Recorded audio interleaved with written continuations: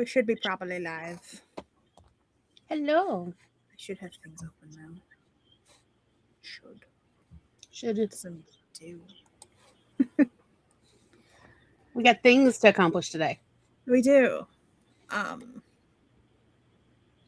or tomorrow I might spend all day doing formatting. I feel like that's a thing that I'll need to get lost in. Like, not with sprints. I mean, just be able to just go. Yeah. Rather than 45 minutes. Oh, stop, talk. Whereas what I'm doing right now, I can do sprints. I'm working on some of the stuff for Blood Rain, actually. Not just Blood Rain, really. Like, just the sequence of events that lead to, like, this is Blood Rain sequence of events that cause Uncommon Royals to then happen. And then here's some of the events in Uncommon Royals. And then you get to Shadow, or to Lavinia's story. And you're like, oh, like, if you read the whole sequence of events, you're like, oh, I see why she had to become the Balance Keeper now. Because y'all done messed up. Like, there's a lot of power shifts happening in a short time frame in the supernatural world. And the supernatural world's like, hold up! Like, the magic itself is like, hold up. Y'all had several thousand years to take care of this, and y'all decided to do it in like 5? That's a big shift in magic here. We need someone to get to help with that. Please stop.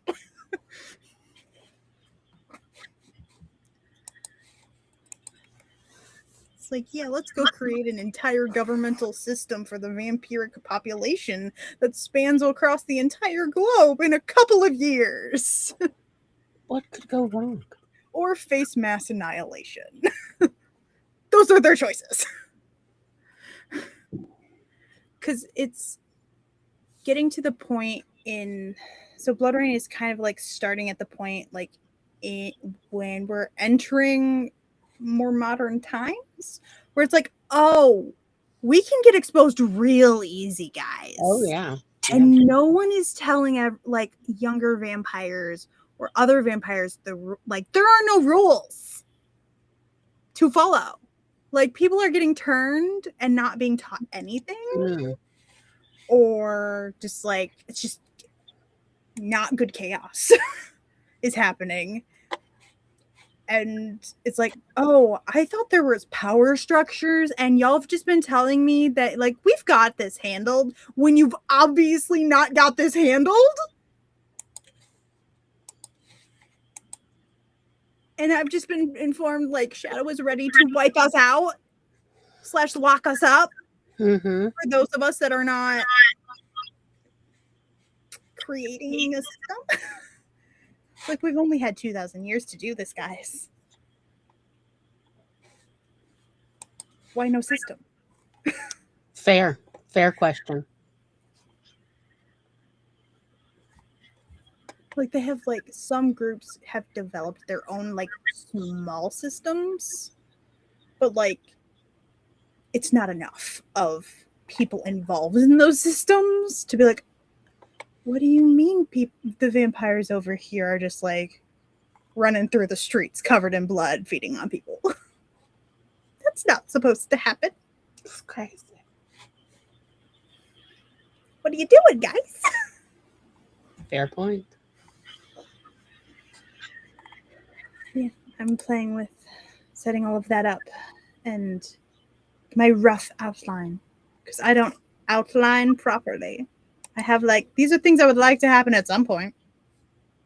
Here's the starting point. Here's where I want it to end. Let's discover it together. I just have a checklist of things that don't have to happen in that order. Hello. Who's that? Ah, is it Lily?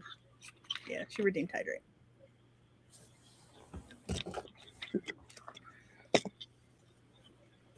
I have Dr. Pepper. Because it's what I wanted. It's hydration. It counts.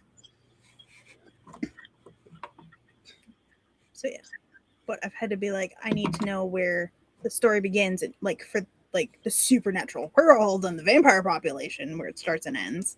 But then also, Blood Rain is going to have 3 different POVs in it, so I have to know where each of those people I want them to start and where they end, type of thing, which is fun because one of them, so Dinah is like one of the first vampires, so you get her perspective, and she's the one like, well, crap. Glory has to go. It's my cookies. Cookies. I gotta go check the cookie project. I'll continue to ramble. Yes, I can still hear you. So Dinah's the one who's like, well, crap. I thought you guys have been telling me for 2,000 years that it's fine, and treating me like a child when it comes to the bigger stuff, and just left me to my own little bloodline. But now I'm learning y'all just don't know what you're doing at all. You can't even control your own bloodline, let alone all of them. So you get her perspective, and then you get Ingrid's perspective, who is literally the first chapter she's turned into a vampire. She was normal, she was human, she had no clue about the supernatural world besides what she had read in like fiction books, and now she's like, oh, what? I just wanted tacos. I wanted tacos to celebrate the end of my college semester and my finals, and now I'm dead. Cool. Okay, she's not really like that, but it's close enough. So those are 2 of them. And then the third perspective is a witch who is connected to what some of the resulting stuff in that has affected like power shifts for vampires. Her birth coven was part of like why the first vampire disappeared. And then why Dinah's birthplace is like non-accessible to anyone. But I kind of like they become friends, and so I need all 3 of their journeys to go. But it'd be fun because so maybe one day after I do Blood Rain and Uncommon Royals, and then Lavinia's story, which I may or may not be changing from being Shadow to the Tredeki Coven. There's reasons. I can explain those later. But I could potentially, because Blood Rain is literally like Ingrid's introduction to the supernatural world, I could end up doing like short stories or like a short like novel or something with just Ingrid, like when she's a little bit older. Like, oh, here's how things have changed over the last couple decades of her being a vampire, because she gets to see the literal collapse of the previous non-existent establishment of vampiric power, and she will have gotten to see the literal rise of a new power structure. Yeah. But from the POV of someone who's literally also never met the supernatural before. So, who knows? I'd like to do chaos, and my brain doesn't like to stop. I hadn't picked that up. Right? But yeah, so I've been planning, because one of the things I want to be doing is, because I'm editing Briar's Hollow 1, so I want to be drafting. I would love to this year. I think I've decided I would like to get substantial work done in Blood Rain, like in at least the first book, to get that further along. Because I've been working on Dinah's story since I was 14. I created Dinah when I was 14 years old. And it wasn't until like a couple years ago when I was going through old files that like documents and stuff that I had, that I found it and I was like, wait a minute, click for like, wait, this actually would work for why the power structure is the way it is at the point of Lavinia, Mm-hmm. like pulling that. And I don't know if I'm going to use how much of that original scene that I had written I'm going to use. But that moment takes place actually not even in the first book, but more like in the second book of the Blood Rain trilogy. It's going to take place in that book or even the third, because it's actually when we find, like, when Dinah is finally able to awaken her father. And be like, hey, man, you've been sleeping for 500 years. And nobody did what they were supposed to. You turned some stupid people. Would you be like that? Like, she's going to wake her father up and be like, what were you thinking? You're not very good at HR. It's like, what the hell? Did you not implement anything, like, before you disappeared? Pantsers.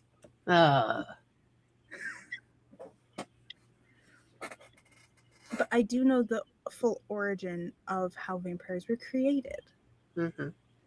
for this world. So, and it makes sense why he's like, sorry. Because he didn't intend to become a vampire or create vampires. Mm-hmm. He was just trying to save his kid. And he technically succeeded. Technically. It's a kind of life. Yeah. Technically, he saved her. Mm-hmm.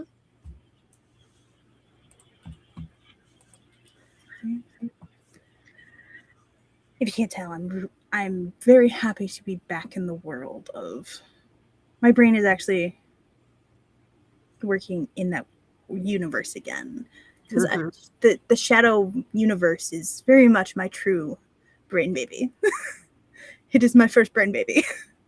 Mm-hmm. So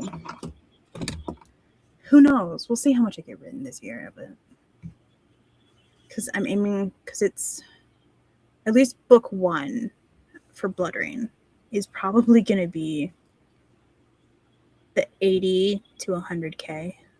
Mm-hmm. It's like where I'm going to aim for it to be within the urban like the fantasy word count criteria, but also it's 3 different perspectives of the same events happening. So when I get to the editing portion of it, it's gonna be like, all right, now whose POV do we really need of the scene? Because who knows, I might end up with way too much and then be like, well, Mm-hmm. we're literally looking at this same scene from Mm-hmm. 3 different POVs. Hey friends, which one of these do you like more? Mm-hmm. Or which one's the most impactful for you of the POV for the scene? Mm-hmm. Because a lot of the events will take place and all 3 will be there. And how I'm going to draft it is you're getting all 3 perspectives of the same scene, but in different chapters. Yeah. And it's like, all right, which one are we keeping, or are we keeping all 3? Mm-hmm. Because in some instances, it will make sense to keep all 3. Because of how drastically different their experiences are. Mm-hmm. If that makes sense. Yeah. Hi, Heather. Hi, Heather. Hi. Do you want to say hi? Come here, baby. I'm sure you got that. I see that. I know you're yelling at me.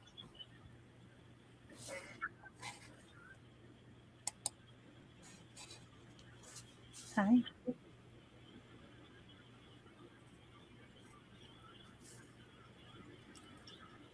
Why is this how you put your face in my hand? Hi, Maggie.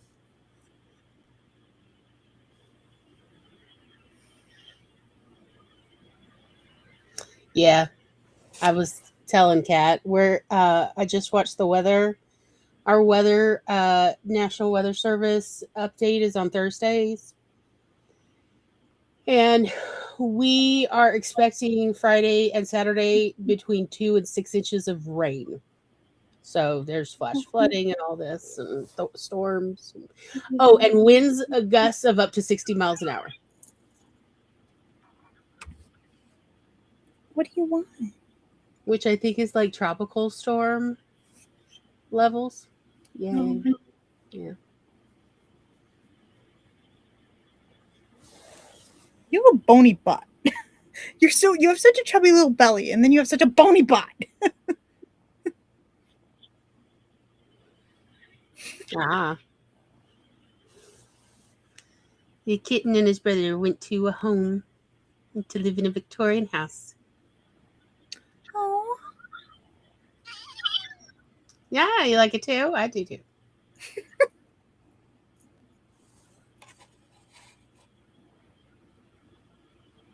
You're very clingy today. Maybe she's not feeling well, or she recognizes you're not feeling well. Maybe, except she's very mean about it. Well, that's cats. She's not being nice to my niece. She's just attacking her. She's definitely worse than I am. I'm at the beginning, I think. But also I immediately started feeling, I was like, I'm going to take some medicine right now.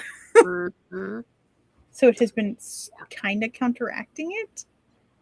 But I'm pretty sure I got exposed to influenza A because my flu shot site has been occasionally aching.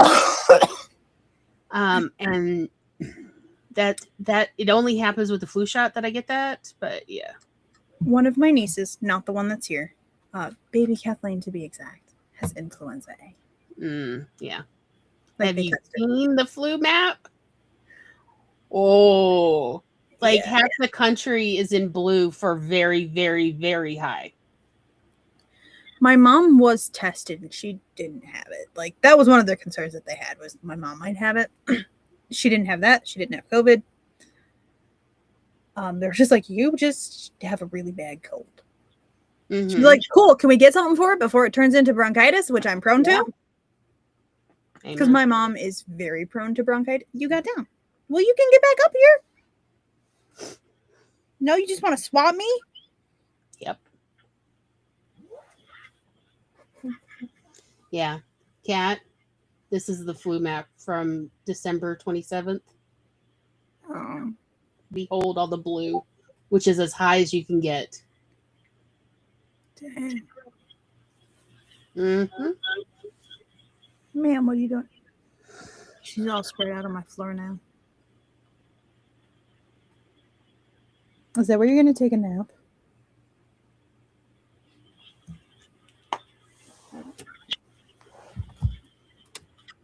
Yep.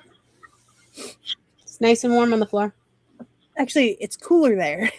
Is it? Yeah. Because remember, the basement's always hot.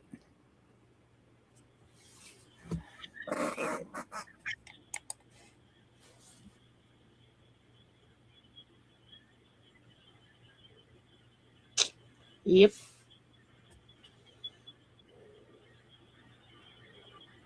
Yeah, Mississippi doesn't have it quite as bad. Like, I don't actively know anyone with the flu right now.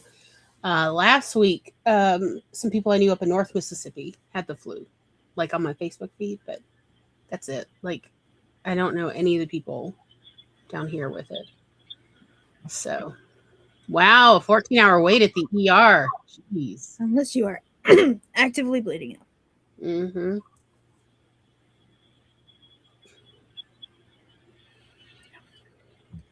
Well, but like Everett and his whole family got flu, COVID, and I can't remember something else all last week.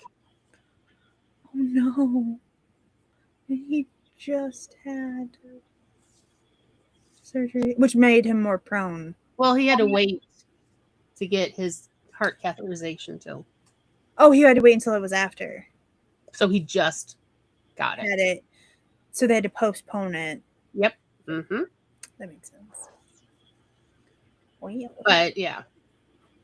who wants to sprint on that unhappy note? Yeah. Hey, everybody, wash your hands. Wear your mask. Yes. Wash your hands. Wash your hands. Wear your mask. Get out in the sun. UVC rays actually do help sterilize all sorts of microbes. So, just saying. All right. We're Good going to luck. sprint. I've got a 45-minute sprint up. No noise during the sprint. There will be noises at the end of the sprint timer.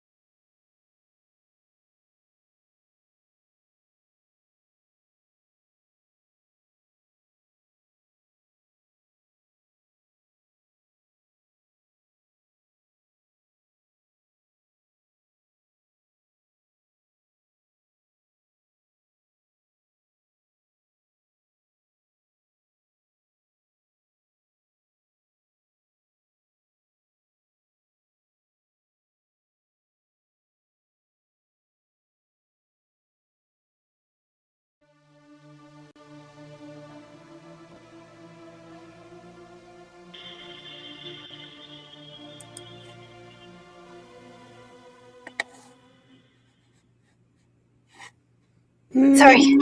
I was checking food.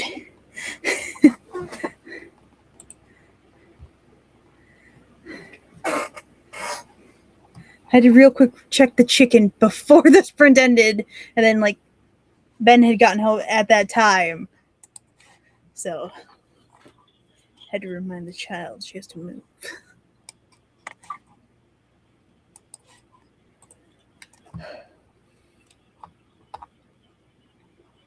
I ended up looking for a file. I found it, but I had to look for it. So. How are your cookies coming? They are coming. I only baked those 2 batches so I could test the time. I was working on getting episode 1 of the podcast for Trouble with Angels set up to go out. Nice. As well as I was listening to Tom's remixed version while I was working, while I was doing all that. He did a great job. He has the sound effects in it. He hit it out of the park. Like, yes, it's. He's also having fun with this, I feel like. I think he feels more beleaguered, but like,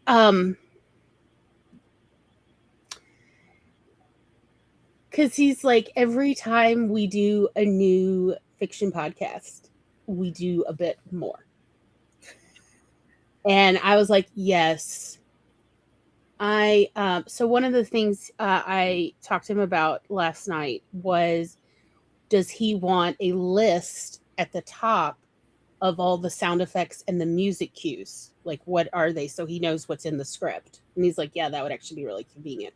So that's what I worked on all night for all 9 episodes. So we were both up till 2 a.m. And as I'm assembling the sound effect IDs for some of the episodes, I'm just like thinking about, I'm so sorry, Tom. I'm so sorry. Like, it's so much. Because, like, the episode where they go to the sewers of Paris, there's so many sound effects there. And he did come out and go, we talked, and we were just talking, and I was like, I'm not, like, you don't have to find every single perfect sound effect. There's only a couple that I feel that are important, and one of them is in the sewers of Paris, that sound of the trickling water on stone. Yeah. Because it gives that ambiance. And honestly, the sound of rats gibbering and talking and arguing, I also feel is kind of important. But for the most part, beyond that, I'm not like, we don't need, he doesn't have to kill himself trying to find these sound effects, these copyright-free sound effects. So yeah, that's fair. But yeah, the episode 1 is Hannah's Your Afterlife, and he very much did get the vibe of if hell was a corporate wellness retreat, with those the ambiance, that kind of, yes, of like, if Goop designed hell as a corporate wellness retreat, this is what hell is. And he did get these, like, I've been telling him since I wrote this episode like a year ago that I want, every time somebody goes your afterlife, I want there to be a ting. And he found it. He did. Yeah. Your afterlife. Ding. Yes. That is how I envisioned it for, like, I don't know, the past 8 years as I've been working on that, of like, ding, because it's been in my head the whole time. Yeah. It's great. Yeah, he hit it out of the park. He did great. I want you to know I had to hold so much restraint from sending you an audio, like recording and sending you me doing very bad Southern accent. Oh, why didn't you? I would have loved that. Reading the Fillmore. Let me hear your terrible Southern accent that you play in your head. It's over exaggerated. Like, it's just an Yes. over exaggerated Southern accent. You know, some of those skits that people do? Did you not hear my accent when I recorded Mabel Woke Up Dead this morning? Like, that is the It's been Hattiesburg so accent. long since because I Yeah. remember, I know I listened to it at one point, but it's been Like, so I long. literally talked to Camille Myrick 2 or 3 days before I recorded it on purpose to really get that twang right. So that I could hit it out of the, like, yeah. It's not an immediate thing. Like, it has to, like, input itself, and I wasn't reading it in my head. I was reading it aloud to myself in a bad Southern accent. That I would have definitely loved. You should absolutely next time. Because the Fillmore news that just went out yesterday, right? It's yesterday. It has been doing so well. It's a mood. I loved it. So Tom was like, maybe we should think about doing this quarterly this year. Should I try? Yes, please. Do it now. I want it. Let's see. It'll probably shift as I speak. No. That's okay. Just do it. I love it. Spring and other lies we tell ourselves in Fillmore. Seed catalogs are hitting mailboxes, which means Fillmore entered its most sacred season, the Lulu planting season. People are circling tomatoes like they're picking a soulmate. This one says heat tolerant, so he won't leave me. We are all one glossy photo away from believing we will become the kind of person who labels herb jars. And then, because the universe loves a joke, Fillmore gets one 78-degree day. Fall spring, number one. One 78-degree afternoon, and suddenly every porch has folks in flip-flops and optimism. Lawn chairs dusted off and dragged onto the porch, drinks sweating. Someone's aunt's declaring winter's over, like she's giving a church testimonial. Baby, winter heard you. Winter took that personally. Winter will be back with a vengeance. Yes. Would you like me to keep going? Please do. I'm living for this. Yes. my not very I good. love it. It's freaking awesome. The hardware store Temptation Altar Edition. The hardware store has placed seed starting trays and little peat pots right at the front like a temptation altar. You walk in for duct tape and come out holding 12 packets of zinnias and the moral conviction that you are a person with a plan. They're not even being subtle about it. It's merchandising. It's psychological warfare. It's just one more seed packet, the way a casino is just one more spin. Uh-huh. Wilfred's unofficial fan. I love it. I'm living for it. Wilfred's unofficial seed swap, aka the seed underworld. The underground seed swap is also in motion. Envelopes, labels, careful little handwriting, and at least one person passing around seeds like they're contraband. It's Wilfred. Wilfred is the seed dealer. He's got that I don't know what you're talking about face while absolutely knowing what you're talking about. Somewhere in town, there is a shoebox labeled Purple Rattlesnake Beans. Do not ask. And he's guarding it like it's classified government material.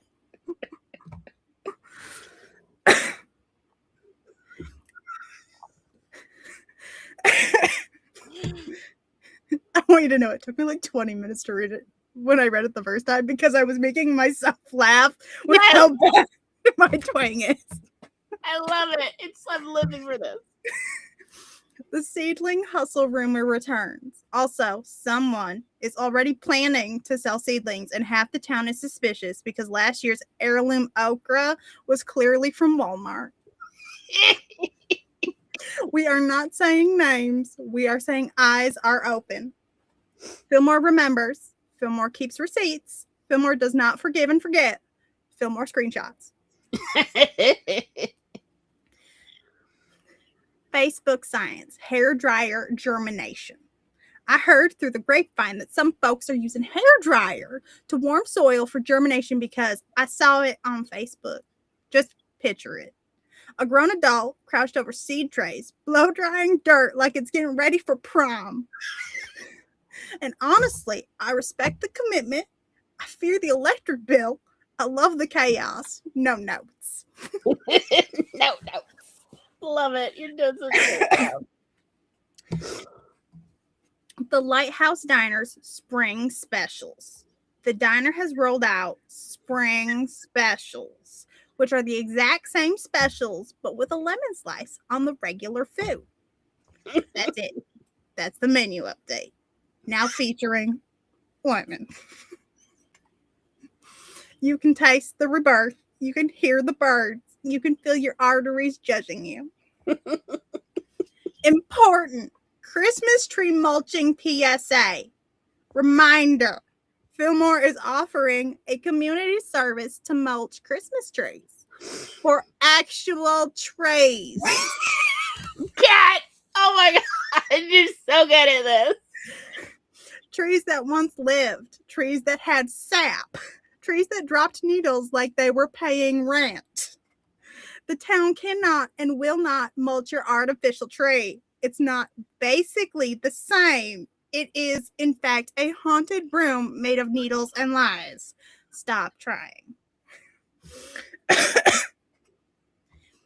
If your tree came out of a cardboard box and will return to that same cardboard box, congratulations, you own a seasonal object. The mulcher is not here for your plastic fantasies. I think I switched to Valley Girl for a second. I still love it though. Fillmore question of the month. I've totally lost the twang.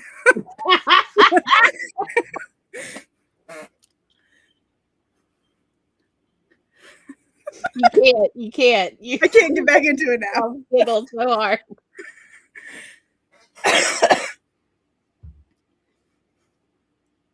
You got this. Fillmore question of the month. What's your 2026 garden delusion? Be honest. Are you growing tomatoes? Are you starting herbs? Are you about to become a person who composts? Has anyone seen Wilfred? Don't answer that if you're under oath.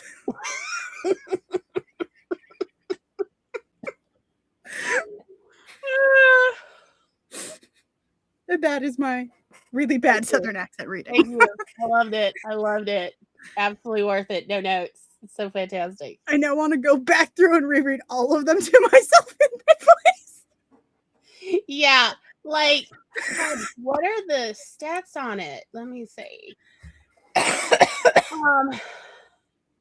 Yeah, it's up to 62 views. Nice. It's got the highest interaction rate. People clicking links. They're like, it is absolutely taking off. And Tom's like, maybe you should think about doing Fillmore quarterly for this year and see how that goes. And I'm like, you want me to do a really bad bless your heart, Maggie? Bless your heart. Yep. And don't forget the F off in the Deep South. Oh, wow.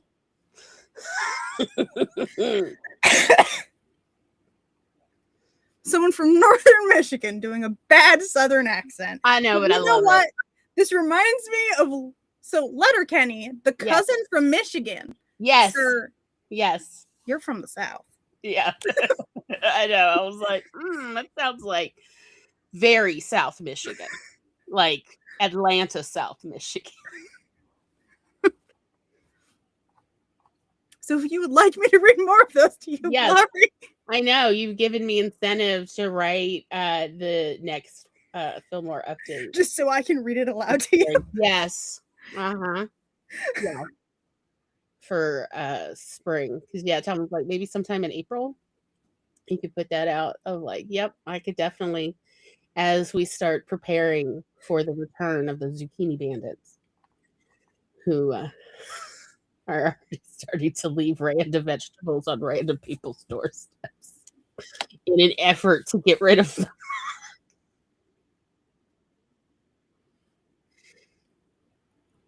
But yeah, so that's when I sent you that message yesterday. Yeah.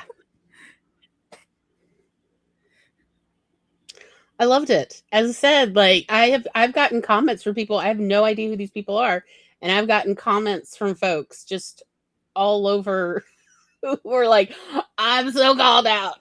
How did you know?"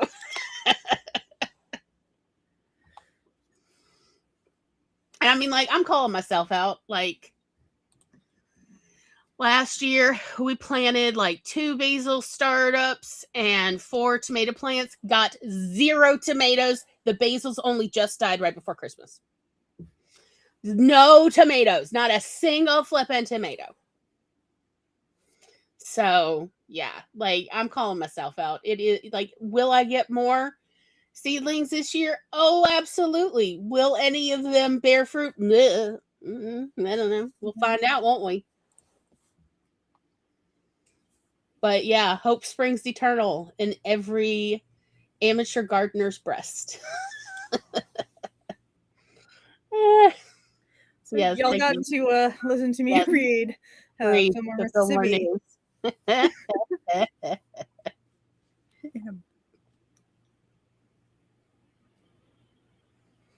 I don't know what's happening in Colorado, but that sounds wild, Maggie.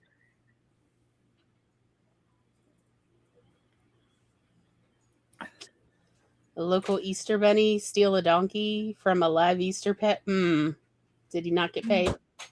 Sounds concerning.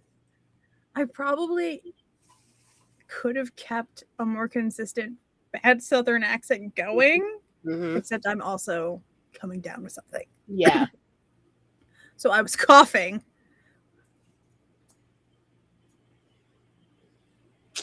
Yes, Maggie too. All gardeners have their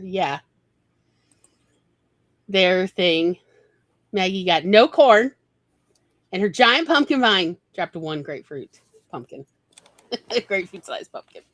Yep. But we do it again. We plan our big dreams.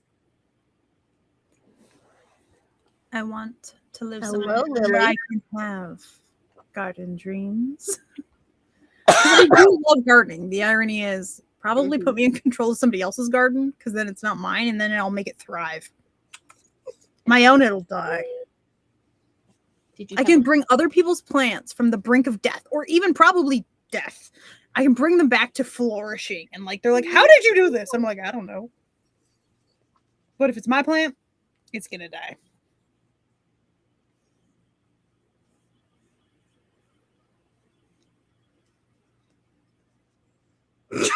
Maggie! Maggie!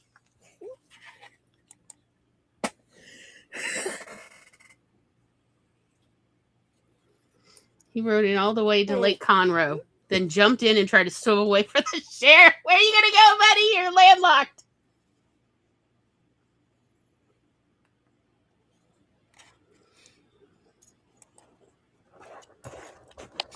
Lily? That dachshund. Yep, the seeds were all wonky. I agree. It was just a weird weather year. Anyway, shall we go ahead and do our next sprinty sprint? Yeah. Would we like to do a 45 and go over? Okay. I would love it.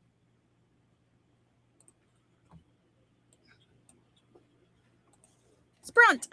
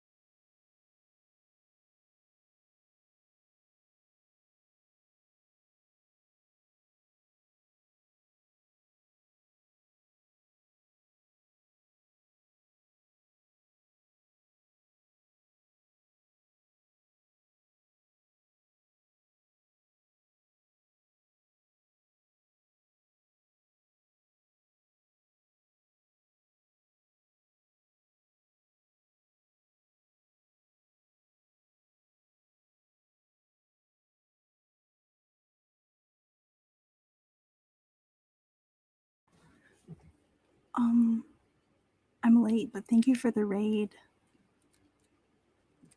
I was upstairs getting dinner. So thank you, Esther. Oh yeah, we got raided. Hello. I Hello. came back upstairs. I'm like, oh, there's the raid happened. Right now, I know. I was putting more cookies in the oven and starting some bread. Yeah, apparently it happened like 12 minutes ago. Oh, okay.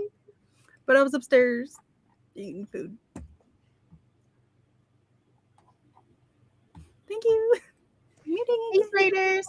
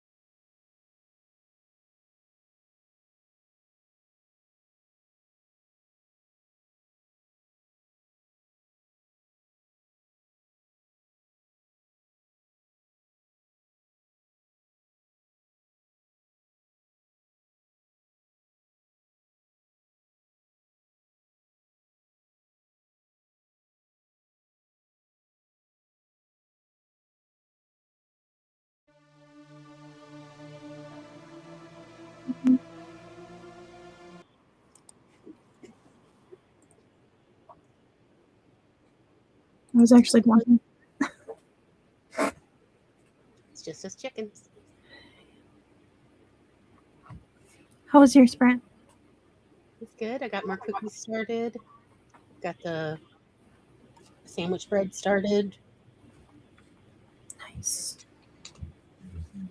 You and your one woman bakery I got with a tiny oven.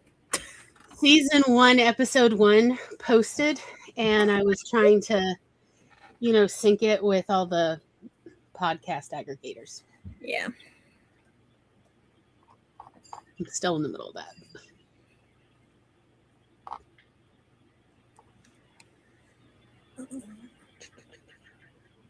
So,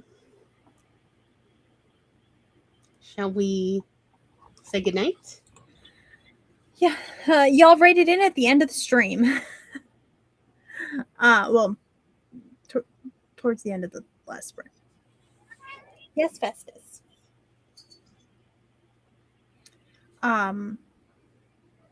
Because we go for about 2 hours. We went over because we did a. Really? Meow, meow, meow, meow. He's got things to say. Mm-hmm. You do. He looked up at me and looked me right in the eyes before he did that. Mm-hmm. Yeah, he wants to make sure you're paying attention. Yeah. Thanks y'all for hanging out. Thank you so much for the raid, Esther. I hope you have a great rest of your day.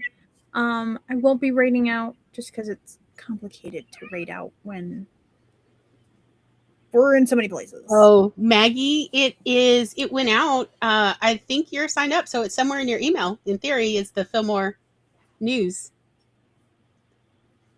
From Glorious Magazine. So I don't know other than to go to your email and type in false spring and see what pops up. But yeah, that went out yesterday. Yes. So you can have a chuckle reading it to others. Really? All right.